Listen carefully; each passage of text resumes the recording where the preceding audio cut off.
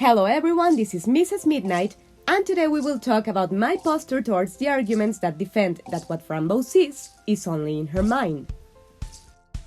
Of course, we should clarify that this video is based only in the first title of Fran Bow, and some points may be modified or amplified when Fran Bow 2 comes out. Let's start by the main reason why most of the public is inclined to this thought.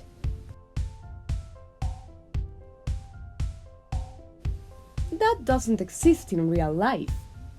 Well, first of all, I think it's a huge mistake to judge a video game, movie, tale, or any fictional content with the same logic we would use to judge an event in real life. We must not forget that even if the plot completely sticks to real life's rules, it's still a fiction. Plausible, but still a fiction. While by no means do I want to encourage anyone to go look for balocas or kamalas at the street, I do think that not letting yourself believe in fantastic beings, not even while you play, can really reduce your enjoyment a big deal, not only of the playability, but also of the story. Seriously, Mrs. Midnight will not take responsibility for anyone getting hurt looking for kamalas.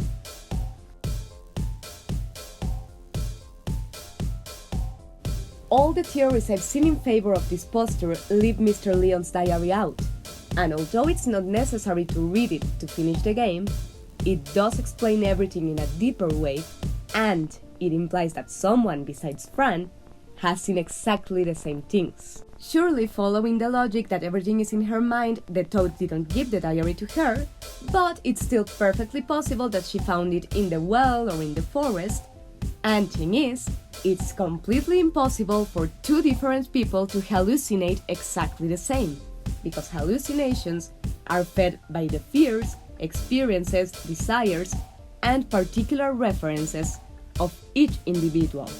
Which means that even assuming that both Fran and Leon symbolize their conflicts in the shape of shadow beings, they still wouldn't look identical for both of them.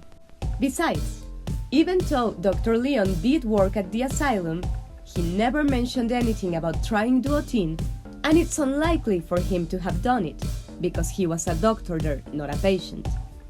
Which leads to believe that he saw the same things as Fran did, without being under the influence of the medication. Finally, we should mention that although similar, Fran's and Leon's experiences were not exactly the same, since he did learn to understand Irstanese in its written version, through his eyes. And later, he was a prisoner of Mabuka in the fifth reality, while Fran Bow was as well, but her captor, in this case, was Remor. Fran Bow sees what she sees due to her mental sickness. Well, the Fran Bow from the Ultra Reality tells the Fran Bow protagonist of the game that Mr. Leon explained her that in order to access the Ultra Reality, it's necessary to be broken. Of course, the most immediate interpretation could be that it's required to live an event that's traumatic enough to cause a breaking point in the person's emotional stability. However, it could also mean that the Ultra Reality exists, but it's not possible to access to it by the means known to human beings. And this could be because the portals to access the other realities can only be created inside the mind of a person that is capable to see the Ultra Reality when receiving the correct stimulus. Capacity that lies not only in an emotional breakdown, but also on the sensitivity to perceive things that are not tangible by physical senses, and the openness to learn from what was perceived. At the beginning of the game, we even see more than one message indicating Fran that she can see, which even invites us to reflect. Does Fran really suffer from a sickness, or does she actually have a very special superpower? Besides, while it's true that the pills are the trigger we see the most during the story, this capacity to see could also have its origin, as we mentioned, in a predisposition, or also in being personally visited by creatures from other realities, like Fran was by Remor. Or by having been for a long time in a place inhabited by these creatures, like Dr. Leon, who used to work in the asylum even inside the team where twins experiments were performed, and started being able to see Kamalas and even talk to one of them.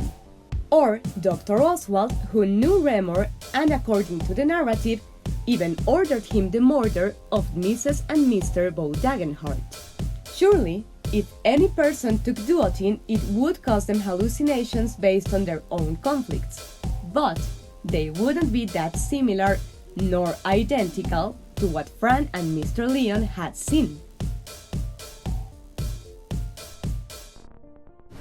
Kamalas are a metaphor of fears and pain.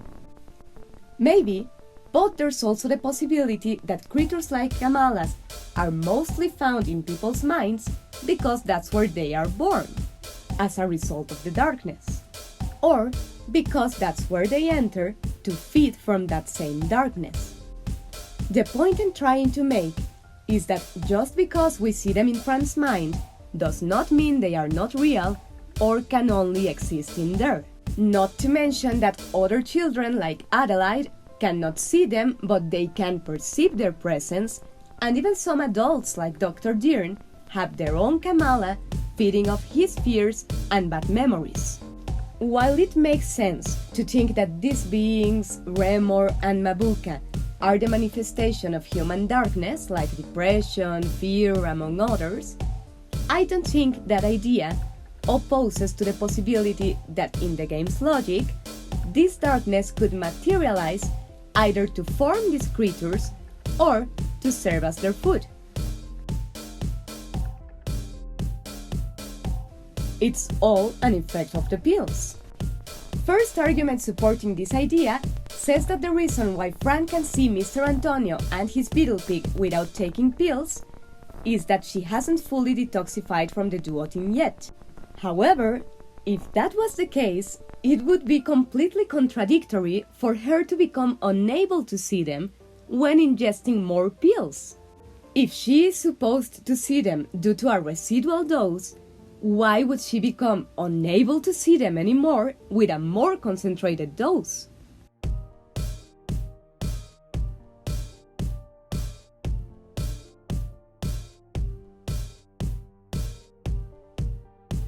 There can be a rational explanation of how Fran was able to find the objects and advance in this story.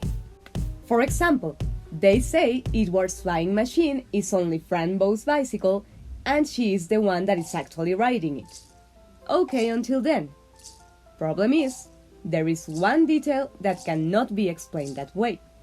If we remember this scene in Dr. Dearn's car, Fran hears or perceives a Kamala torturing Dr. Dearn, reminding him of his father abusing him when he was a child. When it comes to other things like the twins story or Dr. Oswald practices, it is possible that Fran Bow learned about that by finding documents or photographs in the asylum. But there's just no way she could have found anything about how Dr. Dearn's childhood was like, which would leave another loose end on the theories that state everything happened inside her mind.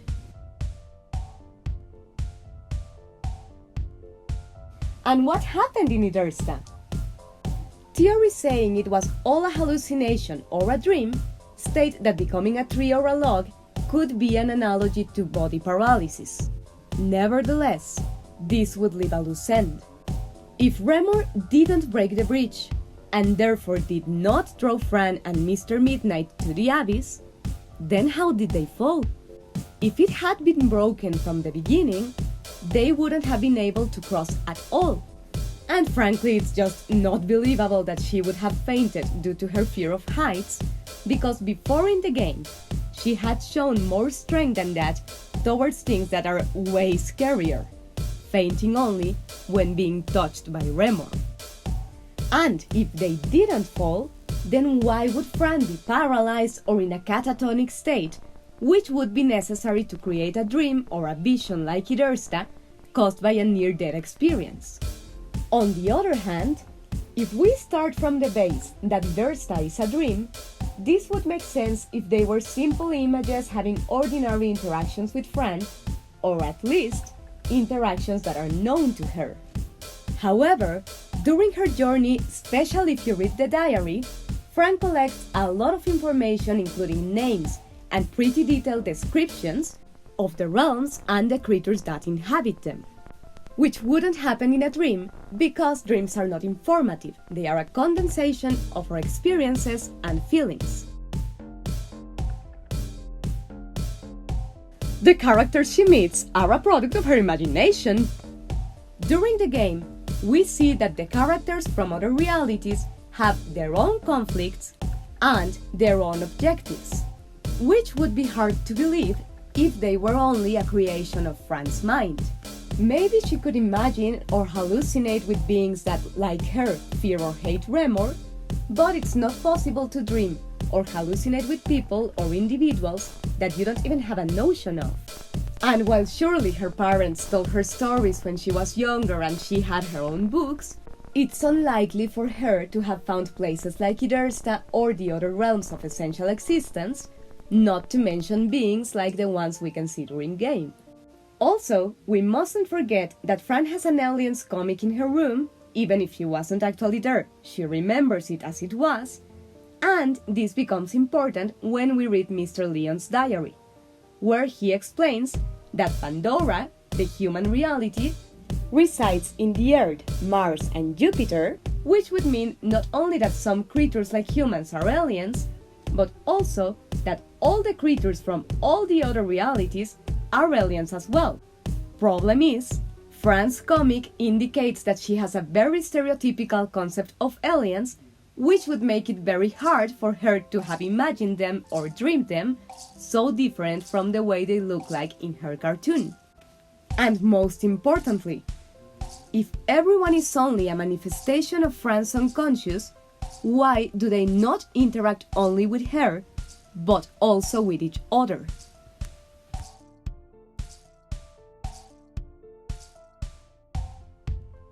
Why is Fran so calm or doesn't get scared when she sees the Kamalas? Well, this has many explanations, and first of them is that she was not always that calm. If we remember the scene where Remor appears outside her window for the first time, she even says that monster scares her. And well, obviously she becomes frightened when she goes to her parents' room and finds them there cut in pieces.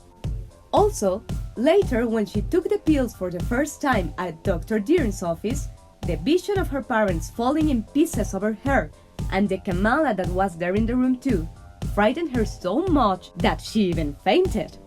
Yeah, sure, the 3 days catatonia could be a secondary effect, but the immediate fainting, the way I see it, was totally a product of an emotional impact. After these events, it's just very understandable that she wouldn't freeze every time she saw the Kamalas like any other child her age would do. At the end of the day, it was not the first time she saw them, and she had already lived things that were way scarier than Kamalas, no matter how afraid of the unknown she could be. Besides, every time Fran swallows a pill, we can hear a scream, which of course could be only a sound effect, but it could also be a reaction of her. The fact that the scream repeats in revisited sceneries could be due to programming. Everyone, including Fran, is dead from the beginning. Another possibility is that the only way that human beings have to access the other realities is to die. This could be the theory I would be most inclined to accept, because in Idersta, an insect tells Fran that he knows Antonio the Great, who is actually a very famous jazzist, and then explains her that the creatures from Idersta, when they grow old, like to go to other realities to explore and see what they have missed on. To what Fran replies, "Oh, that's fun, humans don't do that."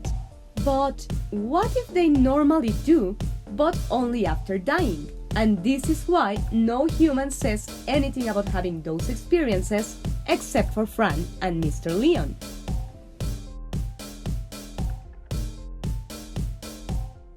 Last but not least, let me remind you that King Sear told Fran that they couldn't let her go yet because it was dangerous for their world, for humankind to know about their existence. So who knows? Maybe all the theories that go around the internet saying that nothing was real and it was all due to the medication, are no other but King Sear and the Great Wizard doing well their job of protecting their beautiful world from our horrible species. These are the theories and posters that I know which defend the idea that what happened in the game wasn't real. But of course, if I missed one, or you disagree with any of my points, you're welcome to leave it in the comments to discuss it in a further video. If you like this one, don't forget to leave me a thumbs up and subscribe to the channel so that you do not miss on the next contents I'm preparing about Fran Bow, video games, and much more. Mrs. Midnight thanks you for watching and would like to leave you with a reflection from the wise wizard Albus Dumbledore. Of course it's happening inside your head. Why would that mean it's not real?